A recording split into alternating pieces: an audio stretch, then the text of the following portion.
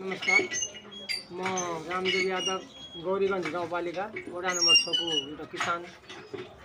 म यहाँ आज किसान साथीभाइहरूको लागि बिउको उपचारको लागि बेर्ना तयार गर्नलाई बिउको उपचारको लागि एउटा सानो सिस्टम भनौँ, बिउ शुद्धिकरण कसरी गर्ने, उपचार कसरी गर्ने भन्ने कुरा भिडियोमा हाल्दैछु।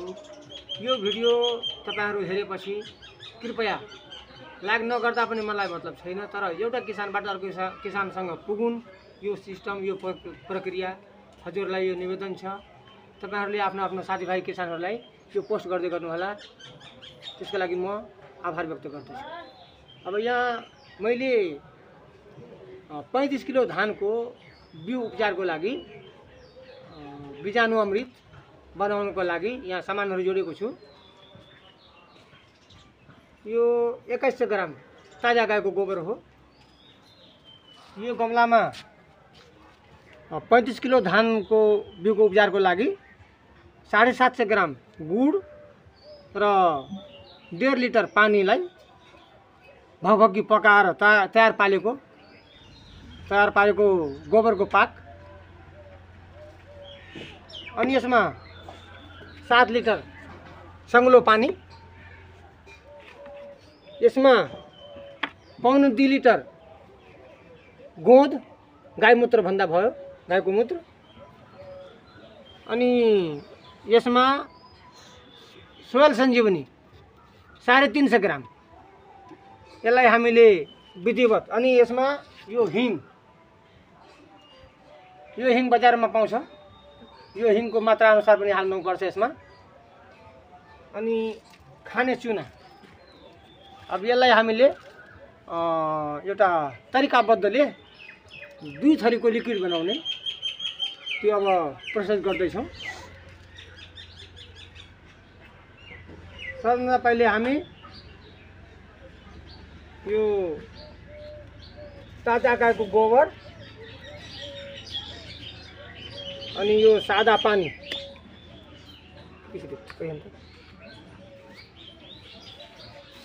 यसलाई हामी मिलाउँछौँ। 7 लिटर पानी रहेछ, 2100 ग्राम गाईको गोबर रहेछ ताजा, यसलाई हामी मिलाउँछौँ।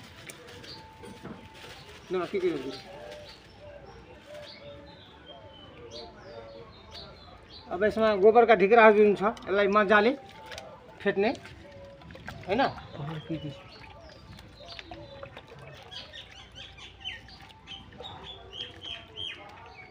इटामा के गर्छ रे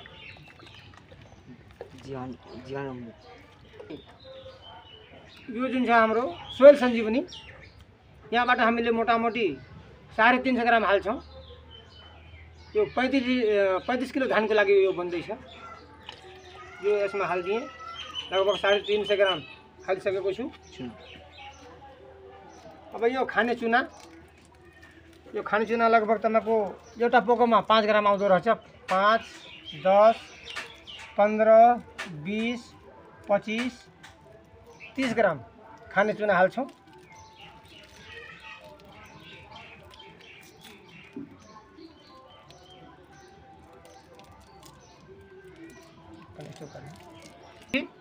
अब अर्को लिक्विडको लागि हामी यहाँ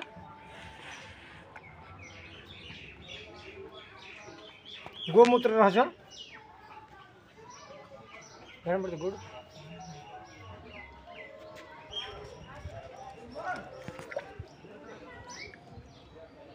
अब हामी यसमा यो सक्खरको पाक जुन पकाएका छौँ यो यसमा मिलाउने।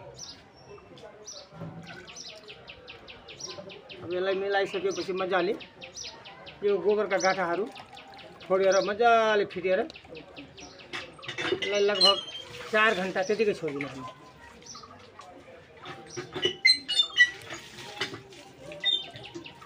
अब यो 4 घन्टा छोड्ने, यसरी नै शीतल ठाउँमा राख्ने यसलाई। अब अर्को यहाँ हाम्रो 1.5 लिटर गोमूत्र रहेछ, त्यसमा लगभग 30-35 ग्राम चुना छ, खाने चुना। यो चुना हालिदिएँ। अनि अघि जुन हिङ मैले हेराएको थिएँ यो हिङ 3.5 ग्राम यो पोकोमा पुडियामा ल्याएर राखेको छ। 3.5 ग्राम चुना के अरे 35 ग्राम चुना हालिसकेपछि 3.5 ग्राम हिङ यसरी यसमा मिलाउने।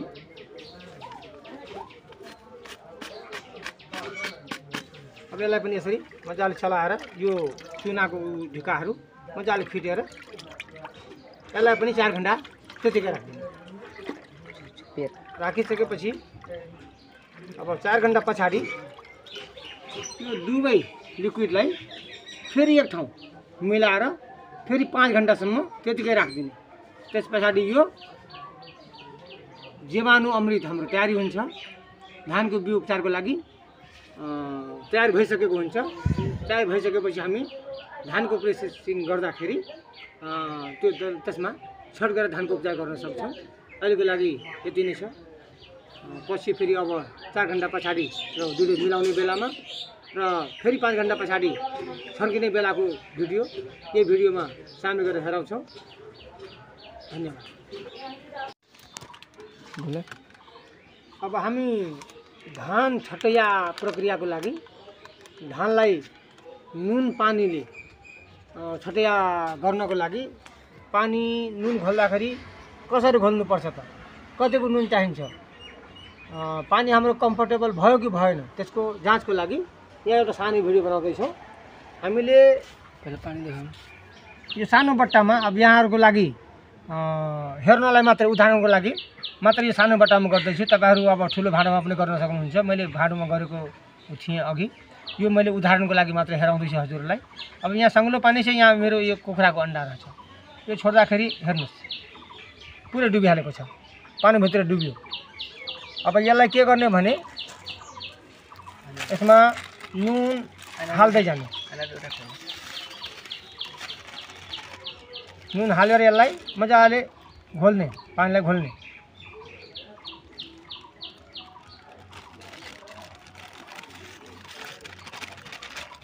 अब यसमा हामी अझै नुन चाहिन्छ होला, त्यति नुनले पुगेन।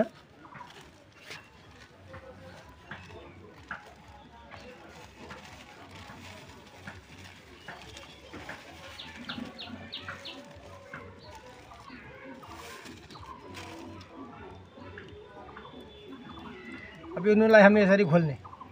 मजाले नुन फिटेपछि जब यो अन्डा तैरिन थाल्छ, पानी माथि माथि तैरिन थाल्छ, तब यो पानी हामीले धान छान्नलाई प्रयोग गर्दा हुन्छ। अब हेर्नुहोस् यो अन्डा माथि तैर्न थाल्यो भनेपछि यो पानी हाम्रो धान छान्नलाई तयारी भइसकेको छ। अब यो अन्डा हामी झिक्दिने। यो अन्डालाई झिकेर साइड पार्ने। अब यसमा हामी के गर्ने भने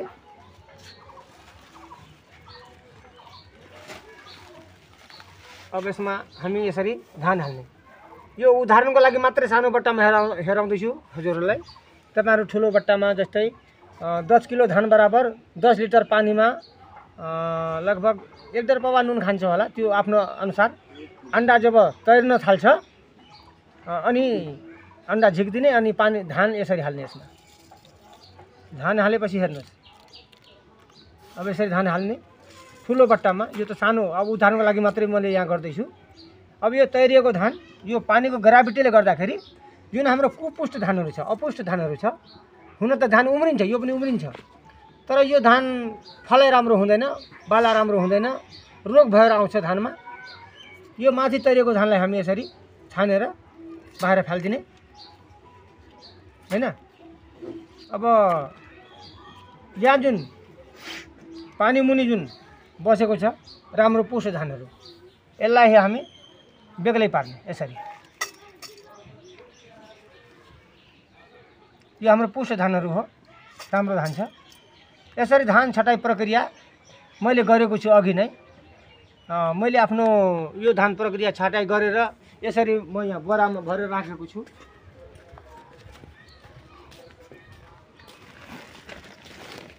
यसरी छटाइया प्रक्रिया पुरा गर्दाखेरि मैले यो 35 किलो धान 2टा बोरामा मिलाएर शीतल ठाउँमा यहाँ राखेको छु। पानी तैरिन दिए यसलाई। जब यसको पानी तैरिसकिन्छ यसलाई शीतल ठाउँमा फिजाइदिने, शीतलमा सुकाउने हावा लगाएर। त्यस पछाडि जब हाम्रो यो जीवाणु अमृत तयारी हुन्छ यो धानमा छर्किएर हजुरहरूलाई अर्को भिडियोमा हेराउँछु। त्यतिको समयको लागि धन्यवाद। अघि 4 घण्टा पहिले यसमा गाईमूत्र, हिङ अनि चुनाको घोल तयार गरेर 4 घण्टा भयो त्यो राखेको थिएँ। यसमा गोबरको के अरे गुडको पाक, काँचो गोबर, पानी, सेल सन्जीवनी मिलाएर राखेको थिएँ। दुईटैको 4 घण्टा भयो। अब यो दुईटैलाई हामी के गर्ने भने यसरी चलाएर एउटामा मिसाइदिने, यसरी यसलाई मिसाइदिने। अब मिसिसकेपछि यसलाई फेरि मोटामोटी तपाईँको 3.5 घण्टादेखि 4 साढे 4 घण्टा 5 घण्टा पनि राख्दा केही फरक पर्दैन। त्यस पछाडि यो हाम्रो जीवाणु अमृत तयारी हुन्छ। यसलाई यसरी चलाइदिएँ। अब यो जीवाणु अमृत तयारी अब यसमा जुन अब ढिक्राहरू छ, गोबरको ढिक्रा भयो, चुनाको ढिक्राहरू भयो, यसरी यसलाई गर्ने, मसिनो पारेर पानीमा फेट्ने, यसरी फेट्ने, मजाले फेटिसकेपछि अनि अब यो लगभग 4 घण्टा पछाडि फेरि हामी चलाउन लायक यसलाई धानमा छर्नलाई बनिसकेको हुन्छ। अहिले यसलाई फेरि 4 घण्टाको लागि हामी छोड्दियौँ। धन्यवाद।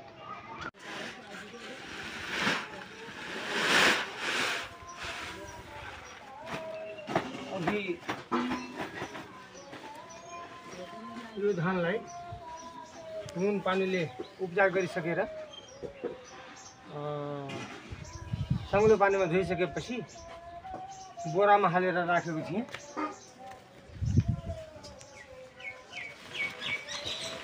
यहाँ हामीसँग 2टा बोरामा धान राख्छ।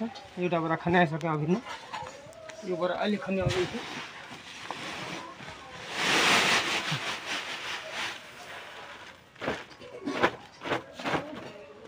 यो धानलाई पनि शीतलमा यो पानी उबानो हुनुको लागि शीतलमा सुकाउने, यसरी भिजाएर। जब हाम्रो जीवाणु अमृत तयारी हुन्छ त्यो अमृत यसरी यसमा छर्किएर अनि हल्को हातले मिलाउने, मिलाइसकेपछि फेरि थुपारेर यसलाई 4-5 घण्टा राख्ने, फेरि यसरी फिजाइदिने। यसरी फेरि फिजाउनुपर्छ पछि गएर। अहिले चाहिँ यो पानी तैरिनलाई हल्का हावा लगाउनको लागि शीतलमा राख्दैछु, यसरी फिजाउँदैछु। मोटामोटी पानी चाहिँ तैरिसकेको रहेछ, लगभग धान फुलफुल भइसकेको छ। यसमा अब त्यो जीवाणु लगभग 4 घण्टा पछाडि हाम्रो तयारी हुन्छ। त्यस पछाडि यसमा के गर्ने भने छर्किएर फेरि यसरी हल्को हातले मिलाउने, सबै धानलाई मिलाएर फेरि अर्को स्टेपमा यो भिडियो फेरि हेराउने बेला छु। त्यति बेलासम्मलाई नमस्कार। अहिलेको लागि यति हो।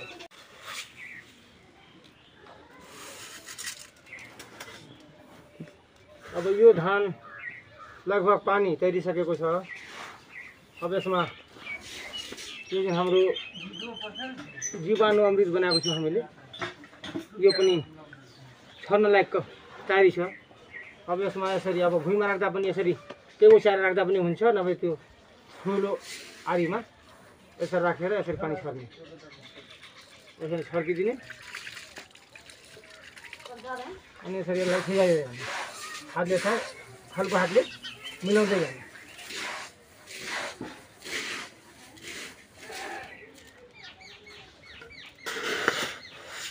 अब यो प्रक्रिया गरिसकेपछि यसलाई के गर्ने भने थुपारेर 5-7 घण्टा राख्ने। त्यस पछाडि यसरी फिजाइदिने। जस्तै यो अब छर्न लागि त राम्रो छैन, यो फारू भएन। यो धान फुरफुर हुनको लागि फेरि यसरी नै छायामा सुकाउने। यो यतिखेर अब यो छरिसकेपछि 5-7 घण्टा त्यतिकै राख्ने छोपेर। त्यस पछाडि यसरी छायामा सुकाएर जब छर्न लायक हुन्छ यो लिएर सिधा खेतमा छर्दा हुन्छ। यति हो यो हाम्रो धानको प्रोसेस। यहाँहरूलाई निवेदन छ कि यो भिडियो सुरुदेखि अन्त्यसम्म जति पनि मैले भिडियोमा हालेर यहाँहरूलाई बताउन गइरहेको छु र बताएँ, यो हाम्रो एउटा किसानदेखि अर्को किसानमा सेयर गर्नुहोला भन्ने आशाको साथ मैले यो भिडियो बनाएको छु। हस् त, धन्यवाद।